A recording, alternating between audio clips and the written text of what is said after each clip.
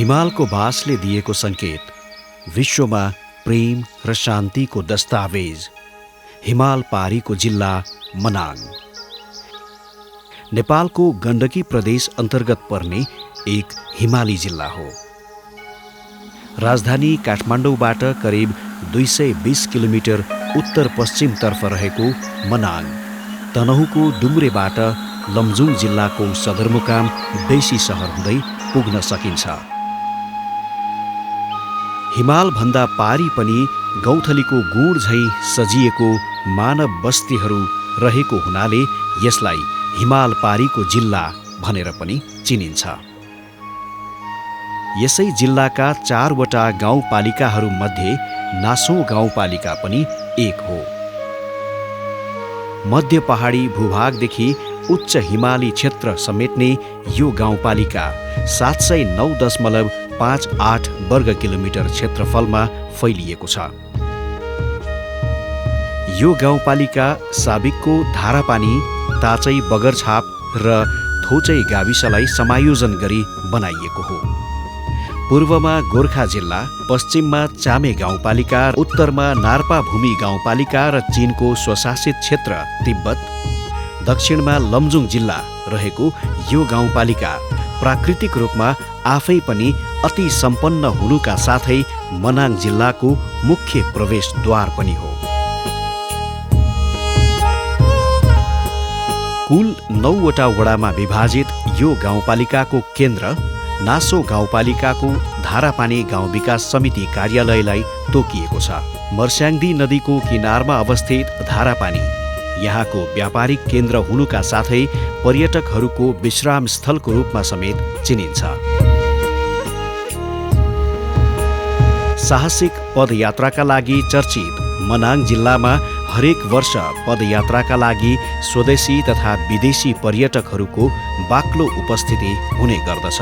पाँचौँले, भिरमसी, चिराइतो जस्ता बहुमूल्य जडीबुटीदेखि नाउर, घोरल र मृग जस्ता जनावरका साथै नेपालकै राष्ट्रिय पक्षी डाँफे र मुनाल यहाँका वन क्षेत्रमा पाइन्छ।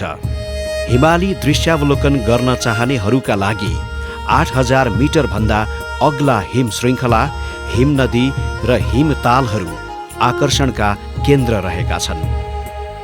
यस गाउँपालिकाका प्रत्येक वडाका आफ्नै विशेषता छन्, कहीँ प्राकृतिक, कहीँ धार्मिक, कहीँ सांस्कृतिक। यी सबैले यस क्षेत्रको पर्यटनलाई विशेष रूपमा आकर्षित गरेको छ।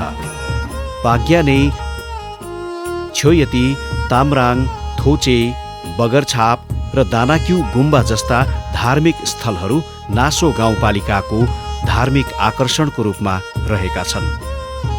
तथापि पर्यटकीय हिसाबले नासो गाउँपालिका निकै प्रख्यात भए पनि प्रचार प्रसारको कमीले यस गाउँपालिकामा अवस्थित डोना र पङ्कर जस्ता हिमतालहरू पर्यटकको पर्खाइमा बसिरहेका छन्। यस गाउँपालिका भ्रमण गर्दा हरेक 15 मिनेटको दूरीमा अनौठा नाचहरू हेर्न पाइन्छ, जुन नाच यस ठाउँमा पुग्ने जो कोहीलाई पनि लोभ्याउने खालको छ। यहाँ नासो गाउँपालिकामा एउटा परम्परादेखि नै चलिआएको संस्कार संस्कृति पनि एउटा एकदम पृथकताको छ।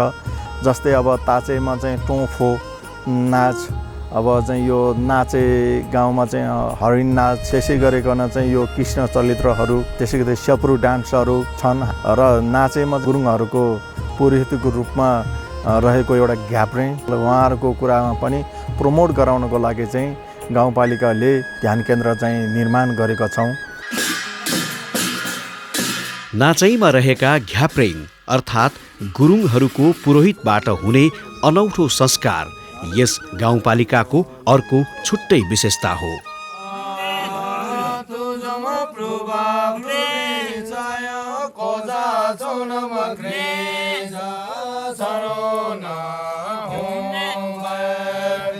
यो परम्परादेखि नै चलिआएको संस्कार हो। यसमा चाहिँ नि अब हाम्रो अझै पालादेखि नै चलिआएको हुनाले चाहिँ यो कस्तो हो भनेदेखि यो चाहिँ अब चाल चलन यस्तै हो। अब मर्दा पर्दा भन्दाखेरि हाम्रो लामा घ्याप्रे हाल्ने चलन थियो। त्यसमा चाहिँ नि अब ज्वाइँ चेलीबेटीले चाहिँ नि यहाँ ठुलो बनाएर मर्दाखेरि अब मर्दाखेरिको कुरोमा चाहिँ नि कष्ट गराएर अब ज्वाइँ चेलीबेटीले ल्याएर अब चियानमा जलाउँछ। जलाइसकेपछि चाहिँ त्यहाँबाट फर्केर आउँदाखेरि ज्वाइँ चेलीबेटीहरू सबै मिलाएर आउँछ है। आएपछि यो संस्कार के हो भने पुतला लिएर आउँछ। स्वर्गको लोभमा पार्ने भन्छ गर्लफ्रेन्डले चाहिँ ताए गरेर चाहिँ हालेर चाहिँ यो गर्दाखेरि यो पुतला जलाउँछ। अन्तिममा लास्टमा 5 दिनसम्मको चाहिँ हाम्रो यो जग्गा हुन्छ। त्यो जग्गामा चाहिँ अब यो भएपछि आएपछि सबै सिधिसकेपछि अन्तिममा चाहिँ लास्टमा आएर पसिँदाखेरि के हो भने आफ्नो मुख्य अब आफ्नै जन्म आमाबाट जन्मेको छोरी आसपास बिसाएर छोरीलाई लिएर यो चाहिँ चख्याएर गानामा अब आइन्दा चाहिँ यस्तो दुःख सुख चाहिँ कहिले पनि नपरोस् भनेर चाहिँ सबैको चाहिँ सबै मामा माउले आफ्ना सासू ससुरा सबै आएर चाहिँ यो पाठ पूजा गरेर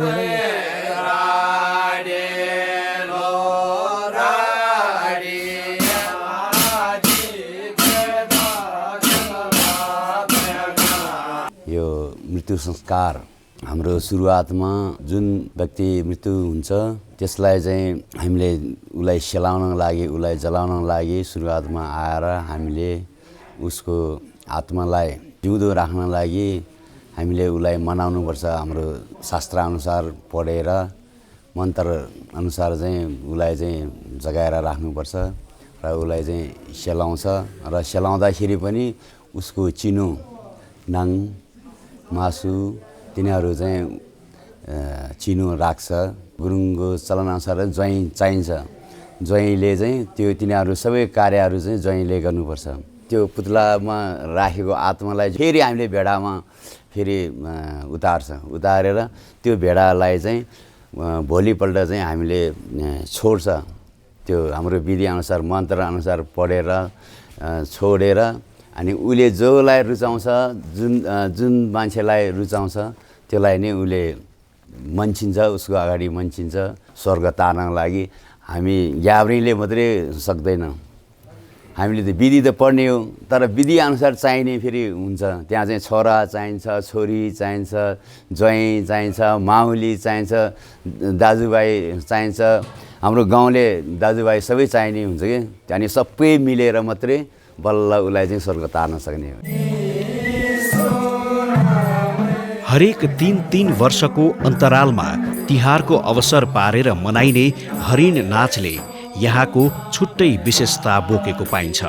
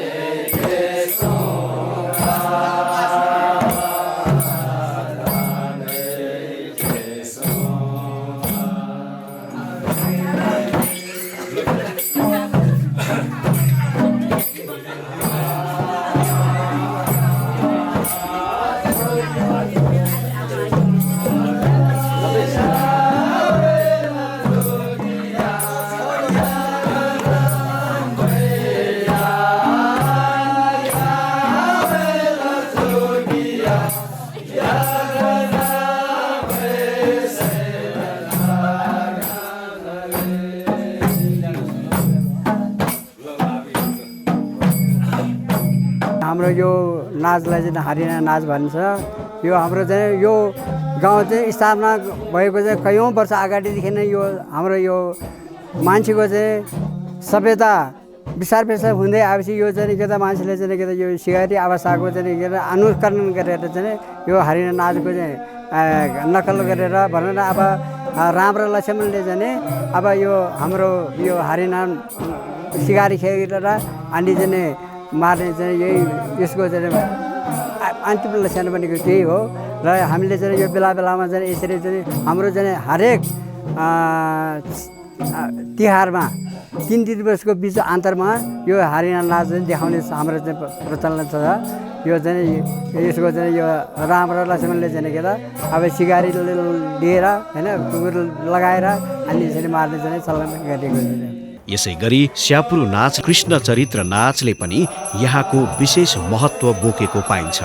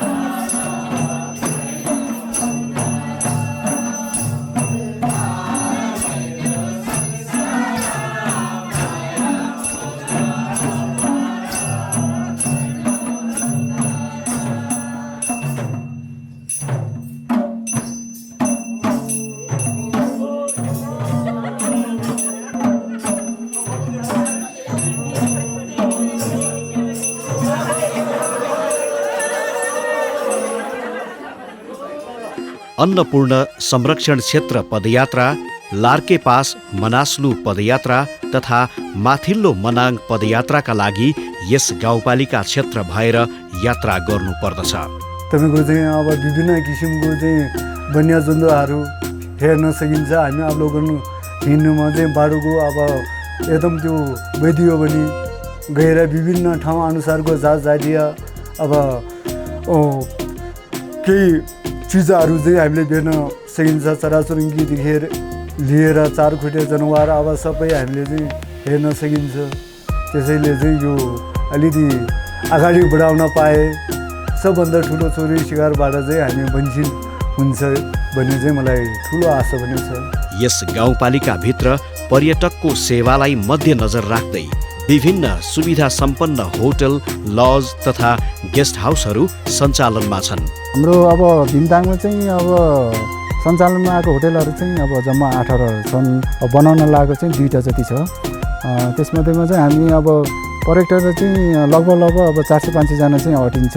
हाम्रो विशेष पाहुनाहरूलाई चाहिँ अब फेसिलिटिजहरू हामीले अब जस्तै वाइफाई कनेक्सनहरू चाहिँ अब सकेसम्म एकदम चाँडो बनाउन खोजिरहेछन्। तर हामीले चाहिँ टेलिफोन सेवा चाहिँ अब पोहोरको सालदेखि अब 1 वर्ष लगभग 1 वर्ष भयो कन्ट्याक्टको लागि टेलिफोन सुविधा चाहिँ छ। यो एनटिसी टावर छ। त्यसरी हाम्रो होटेल व्यवसायहरूमा अब सबैमा अब राम्रो रुमहरू, प्रत्येक घरमा लगभग अब 30-40 जना नेपाली खैरी गरेर 40-50 जना अट्ने क्षमता छ 8वटा होटेलहरूमा। गाउँपालिकाको वडा नम्बर 4 र 8 मा होमस्टे पनि सञ्चालित छ।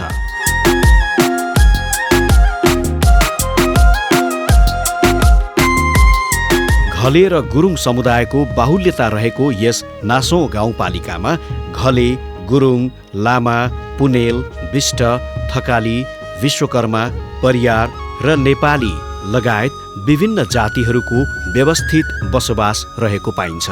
यिनै प्राकृतिक र सांस्कृतिक सम्पन्नताका कारण नासौँ गाउँपालिका पछिल्लो केही वर्ष यता आन्तरिक र बाह्य पर्यटकहरूको समेत आकर्षणको केन्द्र बनेको छ। ग्रामीण भेगमा भएका कारण सहरी सुविधा भन्दा पनि गाउँले परिवेशमा रमाउने र पदयात्राको मज्जा लिन चाहने प्रकृति प्रेमीका लागि मनाङको नासौँ गाउँपालिका अनुपम गन्तव्य स्थल हो। अब यहाँको आय आर्जन भनेको एउटा पर्यटन हो। पर्यटनको विकास गर्ने लक्ष्य राखेको छौँ। यस नासौँ गाउँपालिका वडा नम्बर 7 मा अवस्थित पङ्करताल पर्यटकहरूको मुख्य गन्तव्य हो। समुद्री सतहबाट करिब 4200 मिटरको उचाइमा रहेको यस पङ्करतालमा जानको लागि तिल्चे गाउँबाट पदयात्रा सुरु हुन्छ। वडा 6 र 7 चाहिँ कस्तो ठाउँ हो भने विशेष गरी पर्यटकीय क्षेत्र हो। हाम्रो विशेष प्रमुख आम्दानी भनेको यो क्षेत्रमा चाहिँ मनासुलु राउन्ड गरेर आउने पर्यटकहरू आउँछन् र त्यहाँबाट धेरै होटलहरू भिमताङ अनि फेदी, त्यहाँबाट तल आएर याखर्का, सुर्की, कुवा, तिल्चे, त्यसरी विभिन्न ठाउँमा होटलहरूको स्थापना भएको छ र जसले गर्दा हामीलाई आर्थिक उपार्जनको लागि मद्दत पुगेको छ। जुन हाम्रो धार्मिक स्थल वार्ड नम्बर 7 मा जो पुइरिनी भन्ने ठाउँ छ, त्यो एउटा गुफा छ। त्यसमा त्यो गुफामा चाहिँ हामी वैशाख पूर्णिमा चाहिँ जहिले पनि पूजा गर्न जान्छ। त्यसको लागि नि हामीले बाटोघाटो बनाएर पुऱ्याएको छ। अझै पनि त्यहाँ राम्रोसित व्यवस्थित भएको छैन। त्यसको लागि नै हामी पछि पनि फेरि जोड गरेर बजेट दिलाएर त्यो बाटोघाटोले चाहिँ अझै सहज रूपमा बनाउने छु। र यतापट्टि पाकेने गुफा भन्ने ठाउँ छ, त्यहाँ पनि एउटा गुफा छ। त्यहाँ पनि मोटामोटी रूपमा बाटोको रूपमा लगेछ। अझै राम्रोसँग त्यो भए छैन। त्यसलाई पनि हामी बाटोघाटो बनाएर त्यसलाई पनि अलि उच्च स्तरमा लाने नै छु। र अरू कुराहरू त यस्तै हो। अब मनासुलु पदमार्गहरू छन्। प्राकृतिक सुन्दरताको आनन्द लिँदै स्वच्छ हावापानीको मज्जा लिँदै पदयात्रा गर्दा खासै थकानको अनुभूति हुँदैन। पदयात्राको क्रममा बाटोमा थकाइ लागेमा वा बाटोमा बास बस्न मन लागेमा सुविधा सम्पन्न होटलहरू पनि यहाँ सञ्चालित छन्। पदमार्गमा रहेका मिलिरेवा घे धार्मिक तथा पर्यटकीय हिसाबले निकै महत्त्वपूर्ण ठाउँ हो। यस ठाउँको विकासका लागि गाउँपालिकाबाट पूर्वाधार निर्माण गरिएका छन्। करिब 7-8 घण्टाको पदयात्रा पश्चात भीमथाङ भन्ने स्थानमा पुग्न सकिन्छ। वडा नम्बर 6 स्थित तिल्चेबाट वडा नम्बर 7 मा रहेको भीमथाङ हुँदै लार्के पासको रुट यहाँको अर्को महत्त्वपूर्ण पर्यटकीय पदमार्ग हो। भीमथाङबाट करिब 1.5-2 घण्टाको यात्रा पश्चात पङ्करताल पुग्न सकिन्छ। अथाह पर्यटनको सम्भावना बोकेको पङ्करताल पुगिसकेपछि त्यहाँबाट देखिने मनास्लो हिमाल र त्यहाँको मनोरम दृश्य अनुभूति गर्दा जो कोहीको पनि मन फुरुङ्ग हुन्छ। नजिकबाट हिमालसँग रमाउन चाहने र हिमालको दृश्य अवलोकन गर्न चाहने जो कोहीलाई पनि यो ठाउँ उचित गन्तव्य हुनेछ। छोटो समयको छुट्टी मनाउने या घुम्नको लागि पदयात्राको सोच बनाएका पर्यटकहरूका लागि पङ्करताल उचित गन्तव्य हो। यहाँ स्थानीय आमा समूहद्वारा पङ्करताल संरक्षण र सम्वर्धनको लागि विशेष कार्यक्रमहरू सञ्चालन गरिँदै आएको छ। हाम्रो यो टोलीले चाहिँ जहाँ यो भीमथाङ यो पङ्करताल आउँदाखेरि चाहिँ यताउता आइराख्दाखेरि चाहिँ सरसफाइ गर्ने, यता मन्दिरहरू बन्दैछ, त्यसमा अनि सालमा एकचोटि त्यहाँ जनै पूर्णे हुने टाइममा चाहिँ पूजा गरिन्छ आमासँगबाट। तल भीमथाङमा चाहिँ त्यो जुन होटेल त्यो एरिया गाउँ एरियामा चाहिँ त्यो तार बन्धनहरू गरेछ है। जुन यो पङ्करतालमा चाहिँ धेरै किसिमका पर्यटकहरू घुम्न आउनुहुन्छ। फोहोर हुन्छ भनेर चाहिँ हाम्रो यो भीमथाङ लालीगुराँस आमा समूहको तर्फबाट चाहिँ वर्षमा त्यस्तै 2-3 पटक सरसफाइ कार्यक्रम हुन्छ। र प्लस यो पङ्करमा चाहिँ के छ भने शिवलिङ्ग छ, जुन शिवलिङ्गमा चाहिँ वर्षमा जनै पूर्णिको दिनमा चाहिँ एउटा पूजा हुन्छ हरेक वर्ष। त्यो चाहिँ भीमथाङ आमा समूहले नै अर्गनाइज गर्ने गर्छन्। र फेरि पनि बन्दैछ शिवमूर्ति। त्यो शिवमूर्ति चाहिँ हाम्रो प्रदेश सरकारबाट बजेट पारिदिनु भएको हो। कुनै समय तिब्बतबाट नुन ल्याउने चर्चित नाकाको रूपमा चिनिने भीमथाङ अहिले पर्यटकीय स्थलको रूपमा आफूलाई परिमार्जित गरिरहेको छ। यस नासो गाउँपालिका हाइड्रो पावरको लागि पनि निकै सम्भावना भएको गाउँपालिका हो। एउटा हाइड्रो पावर स्थापित गर्ने चाहिँ मैले सोच बनाएको छु। यो नासो गाउँपालिकामा मात्रै 14वटा चाहिँ हाइड्रो पावरहरू आयोजनाहरू दर्ता भएको छ। करिब मात्र डोना हाइड्रो पावरको सन्दर्भमा उहाँले चाहिँ अब जेनेरेसन लाइसेन्स पाइसकेको छ। र सिङ्गो गाउँपालिकामा 927 बढी मेगावाट चाहिँ जलविद्युत आयोजना सिर्जना हुनेछ, जसले गर्दाखेरि चाहिँ नासो गाउँपालिकाकोमा रोजगारसँग पनि जोडिने छ, पाटाघाटाहरू पनि विकास हुनेछ भन्ने मैले सोच लिएको छु। मेरो कार्यकालभित्रमा मोटर बाटो नपुगेको वडामा चाहिँ मोटर बाटो पुर्याउँछौँ, पुगेको ठाउँमा स्तरोन्नति बनाउँछौँ, ग्राभेल बिच उछाउँछौँ। नासो गाउँपालिकाको अर्को मुख्य पर्यटकीय गन्तव्य हो डोनाताल। गाउँपालिकाको मुख्य कार्यालय रहेको स्थान धारापानीबाट डोनातालको लागि पदयात्रा गर्नुपर्ने हुन्छ। धारापानीबाट 1-1.5 घण्टाको उकालो पार गरेपछि पुगिने नाचै गाउँको बेग्लै आकर्षण छ। यहाँको बस्तीबाट केही तल फाँटमा अवस्थित कन्या मन्दिर होस् या नाचैलाई थोचे र ताम्राङ जोड्न बनाइएको अग्लो झोलुङ्गे पुल होस्, सबैको आकर्षण बेग्लै छ। खास गरेर गुरुङ जातिको बस्ती रहेको नाचै गाउँ डोना हिमताल जाने प्रवेशद्वार पनि हो, जहाँबाट करिब 1 दिनको पैदल यात्रापछि डोना हिमताल पुग्न सकिन्छ। वडा नम्बर 2 नाचे गाउँ हुँदै डोनातालको पदयात्रा प्रारम्भ हुन्छ। साहसिक पदयात्रा गर्नेहरूका लागि यो यात्रा निकै रोचक अनि रमाइलो हुन्छ। डोनातालको यात्रामा अन्य ठाउँको जस्तो बास बस्ने र खाना खाने होटल लजहरूको सुविधा यो बाटोमा पाइँदैन। यो यात्राका लागि बाटोमा खाने खानाहरूको प्रबन्ध आफै गर्नुपर्ने हुन्छ। तालभन्दा केही तल खर्क रहेको छ, जहाँ चौरी र भेडा गोठालाहरूको ससाना बस्ती देख्न सकिन्छ। अन्नपूर्ण संरक्षण क्षेत्र परियोजनाले खर्कमै एउटा धर्मशाला पनि निर्माण गरेको छ। करिब 7-8 घण्टाको पैदल यात्रा पश्चात धर्मशाला पुग्न सकिन्छ। पर्यटकहरू धर्मशाला वा उक्त धर्मशाला नजिकै रहेका गोठहरूमा बास बस्नुपर्ने हुन्छ भने आफ्नै तरिकाले टेन्ट लगाएर पनि बस्न सकिन्छ। यो स्थानबाट करिब 1.5 घण्टाको यात्रा पश्चात डोना तालको मनमोहक दृश्य अवलोकन गर्न पाइन्छ।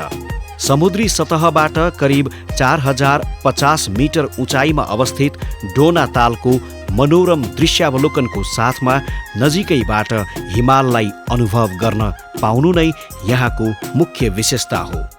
तसर्थ साहसिक पदयात्राका लागि डोना ताल निकै नै मनोरञ्जनात्मक गन्तव्य हो। यहाँ अवस्थित हिमताल पुगेपछि स्वर्गको अनुभूति गर्न सकिन्छ। यो ताल मनोरम स्थान मात्र नभई यस तालले धार्मिक आस्था पनि बोकेको स्थानीयहरूको किम्वदन्ती रहेको छ। डोना तालको बारेमा मैले चाहिँ भोगेको सुनेको जस्तै चाहिँ डोना तालमा म थियो त्यो बेलामा म 15-16 वर्षको उमेरमा ठुलो चाहिँ हिउँको ढल थियो। त्यो बिचमा ठुलो हिउँको ढल थियो। त्यहाँबाट चाहिँ 108 धारा चाहिँ ओडार जस्तो छ सर, चाहिँ ओडार जस्तो छ। ओडारबाट चाहिँ झरेको पानी चाहिँ त्यहीँ डोना तालमा मिसिन्छ सर। त्यसो भएको हुनाले चाहिँ पहिलाको चाहिँ जुजुबाजेले भनेको थियो कि लसुन पनि लानु हुँदैन रे त्यहाँ, किन भन्दाखेरि त्यहाँ फोहोर गऱ्यो भने चाहिँ त्यही ताल चाहिँ कहिले कालो हुन्छ कहिले चाहिँ सेतो हुन्छ। अरू पर्यटकीय स्थल भनेको हाम्रो यो चिखु बगैँचा भन्ने एउटा स्थान छ, एकदम पुरानो सातकन्या देवीको मन्दिर भएको। तपाईँलाई हामी के आग्रह गर्न चाहन्छु भने आउनुहोस्, टाइम मिलाएर भ्रमण गर्नुहोस्। यहाँहरूले धेरै कुराहरू पाउनुहुन्छ। भौगोलिक स्थितिले अलि अप्ठ्यारो भए तापनि प्राकृतिक सौन्दर्यले गर्दाखेरि पनि अब अलिकति तपाईँलाई पक्कै पनि मोहित बनाउँछ भन्ने मैले विश्वास लिएको छु।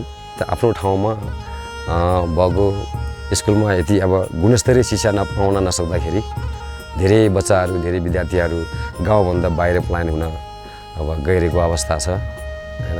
यो कुरामा पनि अब सरकारले, गभर्मेन्टले एकदमै ध्यान दिनुपर्ने कुराहरू यसमा पनि देखिन्छ। सोच नै विकास हो। सोच पोजिटिभ भयो भने त्यो बाटोघाटो हामीले सोचले ल्याउने हो। सामाजिक विकास हुनु पर्यो, सोचाइमा विकास हुनु पर्यो। जनचेतनामूलक कार्यक्रमहरू गरेर अब सरकारी तर्फबाट हुन्छ कि स्थानीय तर्फबाट हुन्छ कि प्रदेश सरकार तर्फबाट हुन्छ कि त्यसलाई पहल गरेर जसरी हुन्छ गाउँको अब यो गाउँको अब समाजलाई उत्थानको लागि अलिकति यस्तो कदमहरू चाल्यो भने मान्छेको अब नेतृत्व विकासको लागि यस्तो कार्यक्रमहरू गर्न सकियो भने धेरै राम्रो हुन्छ भन्ने मैले विश्वास लिएको छु। आफ्नो ठाउँ विकास हुनलाई आफैमा पहिला विकास हुनुपर्छ, आफैमा सोच विकास हुनुपर्छ। सोच विकास भएन भने त्यो कहिले पनि विकास अरू पूर्वाधारको विकास हो, जेमा पनि विकास हुन सक्दैन भन्ने मैले लिएको छु।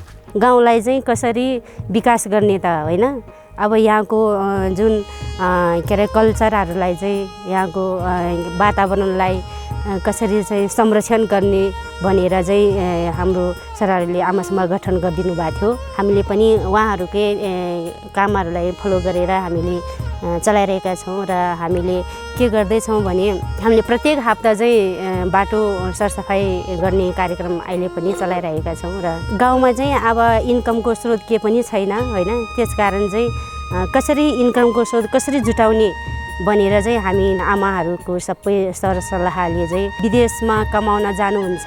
उहाँहरू आएपछि हामीले उहाँहरूलाई चाहिँ स्वागत स्वरूप होइन, हाम्रो भाषामा स्याइ भन्छ के अरे होइन, विदेशमा कति दुःख पायो होला के भयो होला भनेर रुबो भन्छ हाम्रो भाषामा। अनि रक्सी पुङ लगेर यसरी के अरे पाटौसी गरेर त्यो लगाइदिन्छ।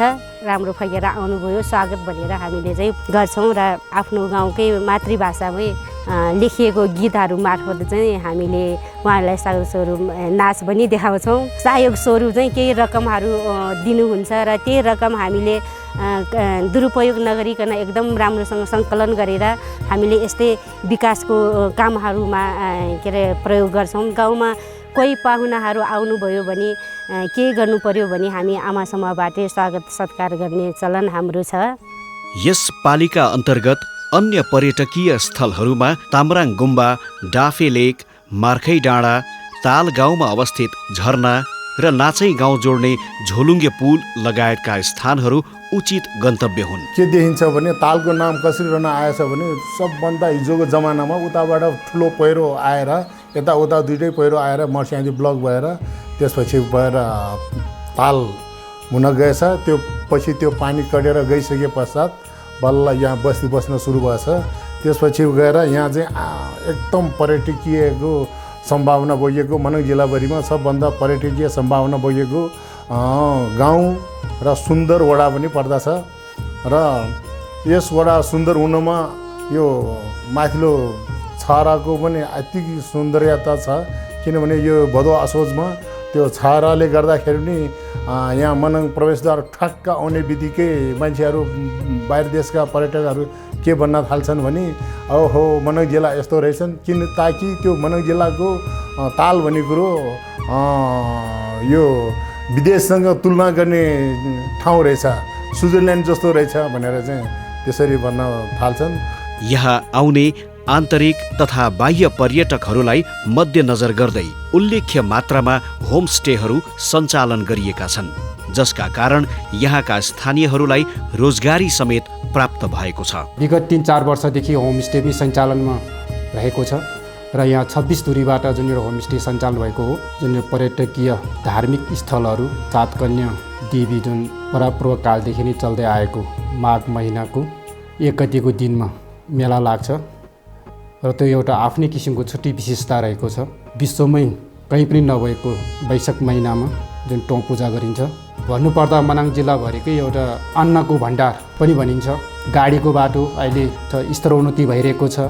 पर्यटकको लागि चाहिँ जुन हेर्न लायकको जुन ठाउँ हाम्रो थोङरोप्ली झरना जुन हाम्रो गाउँको सिरानीमै रहेको छ। अतिथिहरूलाई गरिने सत्कार र यहाँ देखाइने विभिन्न नाचले यहाँ पुग्ने जो कोहीलाई पनि उक्त ठाउँमा दोहोर्याएर जाने इच्छा जागिरहन्छ। यो स्थान हिमाल र ताल भ्रमणका साथसाथै पदयात्राको लागि पनि निकै नै लोकप्रिय छ। यहाँ जाने पर्यटकहरूलाई मध्यनजर गर्दै प्रशस्त होटल व्यवसायहरू सञ्चालन गरिएको छ। यहाँका थोक्रोप्ली, फोप्जे र ओडार होमस्टे, भ्यू टावर जस्ता पर्यटकीय एवं प्राकृतिक छटाले भरिपूर्ण स्थानहरूले जो कसैको पनि मन लोभ्याउने गरेको छ। ओडार गाउँ भनेर चिनिने अर्थ चाहिँ यो गाउँ आइपुग्ने बित्तिकै गेटैमा एउटा ठुलो ढुङ्गा छ। त्यहाँ ठुलो ढुङ्गा भएको हुनाले त्यहाँ ओडार भनेर चाहिँ राखिएको नाम। स्थानीय भाषामा ओडारलाई चाहिँ ऊ भनिन्छ अनि ऊ नासो पनि भनिन्छ। ऊ नासो भनेको गुरुङ भाषामा हो, खस भाषामा ओडार गाउँ हो। यो गाउँको धार्मिक सांस्कृतिकको हिसाबले भन्नुपर्दा हामी गुरुङभित्रमा रहेका कल्चरहरूको मध्येमा दसैँमा कृष्णचरित्र नाचहरू देखाउने गर्छौँ। हामी बाली रोप्नुभन्दा अगाडि एउटा दोबाडे गर्ने भनेर भन्ने हुन्छ। त्यो दोबाडे चाहिँ कुखुरा काटेर दोबाडे गर्छ। त्यसको लगावै बिउ छरिसकेपछि हामीले फेरि खसी काटेर र उमली एकपटक उँधोली एकपटक हामीले यसरी पुज्ने गर्छौँ।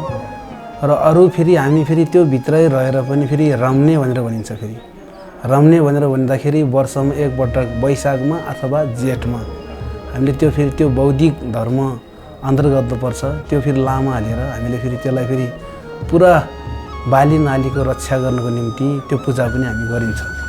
अनि यो भनेको पर्यटक क्षेत्र हो। अब यहाँको मठ मन्दिर गुम्बा, यहाँको संस्कृति, यहाँको कल्चरहरू चाहिँ हामीले जोगाउँदाखेरि राम्रो हुन्छ, सबभन्दा राम्रो। किनभने विदेशी यहाँ किन आउँछ भन्दाखेरि यहाँको कल्चर हेर्न आएको हुन्छ। पदमार्गमा रहने स्थानीयहरूले होटल व्यवसाय सञ्चालन गरे तापनि पदमार्गमा नपर्ने गाउँलेहरू भने निर्वाहमुखी कृषि र पशुपालन गरी जीवनयापन गर्न बाध्य छन्। यहाँ मकै, गहुँ, आलु, फापर, तोरी, स्याउ लगायतको राम्रै उत्पादन भइरहेको पाइन्छ। म पेसागत हिसाबले म शिक्षण पेसा गर्छु र त्यसको साथसाथै स्याउ फर्म सञ्चालन गरेर चाहिँ प्रारदेखि सुरुवात गरेको मैले। र यो स्याउबाट चाहिँ आफूले मेहनत गर्न सक्यो भने यसबाट चाहिँ धेरै फाइदा चाहिँ दिन सकिन्छ। किनकि यसपालि रोप्यो भने गत वर्ष आउने वर्ष अर्को वर्षमै अब कम्तीमा एउटै बोटमा मिनिमम औसत 4 केजीसम्मको फल छ। त्यसैले गाउँपालिका मार्फतबाट पनि अनुदानमा चाहिँ गर्न दियो भने केही लाभदायी हुन्छ कि भन्ने जस्तो लाग्छ। यहाँका कृषकहरू भेडा, बाख्रा, चौरी लगायत पशुपालन गर्ने गर्दछन्। दोस्रो स्थानीय तहको निर्वाचनपछि यस पालिकाका जनप्रतिनिधिहरूले पहिलो स्थानीय जनप्रतिनिधिको कार्यकालमा सुरु भई पूरा हुन नपाएका र पालिका विकासका लागि आवश्यक पूर्वाधार, शिक्षा, स्वास्थ्य, कृषि लगायत सम्पूर्ण क्षेत्रमा आफ्नो पालिका अन्तर्गत पर्ने 9वटै वडाको विकास द्रुत गतिमा सुरु गरिसकेको छ। 74 सालको सङ्घीय आइसकेपछि यसभन्दा अघिल्ला अध्यक्षको पालामा चाहिँ यो 5 वर्षभित्रमा उहाँले असल अभ्यासहरू पनि गर्नुभयो र मोटर बाटो नपुगेको ताचै मोटर बाटो, ओडार मोटर बाटो, घेराङको मोटर बाटो पुर्याउनु भयो। शिक्षामा हामीले त्यो एकदम चाहिँ नम्बर 1 मा राखेर शिक्षालाई एकदमै चाहिँ यो हामीले प्रकाश ज्योति माविलाई चाहिँ एउटा आवश्यक रूपमा रूपान्तरित गर्यौँ। पहिलाको तुलनामा अहिले धेरै नै प्रगति भएको छ अनि अहिले धेरै गुणस्तरीय रूपमा सञ्चालन भइरहेको छ। क्लासहरू कम्प्युटर क्लास, CLC क्लास पनि हुने गर्छ। कुनै पनि गतिविधिहरू उच्च गुणस्तरीय रूपमा अगाडि बढिरहेको छ। सुत्केरी पोषण भेट भनेर चाहिँ म आफै जतिजना सुत्केरी महिलाहरू हुनुहुन्छ स्वास्थ्य स्थितिको बारेमा बुझेर पोषण भेट भनेर चाहिँ केही रकम लिएर म आफै भेट्ने गर्दै आएको छु। दलितको सन्दर्भमा 23 घरधुरी छ। आय आर्जनको लागि बाख्रा वितरण कार्यक्रम भइरहेको छ। स्वास्थ्यको सन्दर्भमा हामीले चाहिँ 500 को हस्पिटल जसरी नै बनाउँछौँ। अघिल्लो कार्यपालिकाको सदस्य थिएँ, यसमा चाहिँ हामी लागि परेको हो। हामीलाई अप्ठ्यारो के भएको हो पनि जग्गा प्राप्तिमा अप्ठ्यारो पर्यो। हामीले चाहिँ जग्गा वर्गीकरण नगरेसम्म किता काट नहुँदो रहेछ। यो अहिलेको बजेट भाषण सुन्यौँ, जग्गा प्राप्तिको लागि चाहिँ हामीले चाहिँ यो एकदम जग्गा वर्गीकरण सरकारले फुक्का गरेको छ। अब सहज होला। अब हामीले चाहिँ जग्गा प्राप्ति गर्छौँ। अब मेरो पालामा चाहिँ 500 को हस्पिटल बनाउँछौँ। हाम्रा डोना ताल र पङ्कर ताल यसलाई चाहिँ हामीले सूचनाको माध्यमबाट, पत्रिकाको माध्यमबाट, युट्युबको माध्यमबाट यसलाई हामीले विज्ञापन भनौँ अथवा प्रचार गरेर हामीले विश्व बजारमा पुर्याएर पर्यटनलाई चाहिँ हामी ठुलो रूपमा हामीले उपलब्धि हासिल गर्न सक्छौँ भन्ने आशा लिएर यो बनाएका हौँ र यसमा हामी लक्ष्य चाँडै नै हामीले प्राप्त गर्न सक्छौँ भन्ने आशा लिएका छौँ। र स्वास्थ्यको क्षेत्रमा भन्नुहुन्छ भने पालिकाभित्रका सरकारले दिएका औषधिहरू निःशुल्क रूपमा हामीले घर घरमा पुर्याएर बाँडेका छौँ। त्यस्तै आयुर्वेदिक स्वास्थ्यको उसमा पनि हामीले समय-समयमा हामीले सुगर टेस्ट भन्नुहोस्, ब्लड टेस्ट गरेर तपाईँ प्रेसर जाँच्ने हामीले नियमित रूपमा निःशुल्क घरद्वारमा गरेका छौँ। हाम्रा स्वास्थ्य सेवाहरूले दिन सक्ने सेवा प्रवाह हामीले दिन्छौँ भने हामीले नसक्ने हामीले रिफर गरेर अन्य अस्पतालहरूमा गर्ने गरेका छौँ। सबैभन्दा ठुलो कुरा हामीले शिक्षा र स्वास्थ्य पर्यटनलाई बढी जोड दिएर विनियोजित गरेका छौँ। अन्य कार्यक्रमहरू हाम्रा कृषि पशुमा पनि हाम्रो बजेट स्रोत सार्ने भ्याएसम्म यहाँका सेवा जनताहरूलाई सेवा प्रवाह तपाईँ सुशासन दिने कुरामा दत्तचित्त भएर लागेका छौँ। साहसिक पदयात्राका पारखीहरूका लागि मनाङ जिल्लाको नास्नो गाउँपालिका एक उचित गन्तव्य हो। आन्तरिक पर्यटन प्रवर्धनको लागि हाल नास्नो गाउँपालिका एक मुख्य र आकर्षक गन्तव्यको रूपमा चिनिन थालेको छ। यहाँका डोना र पङ्कर हिमतालहरूले तपाईँको प्रतीक्षा गरिरहेका छन्।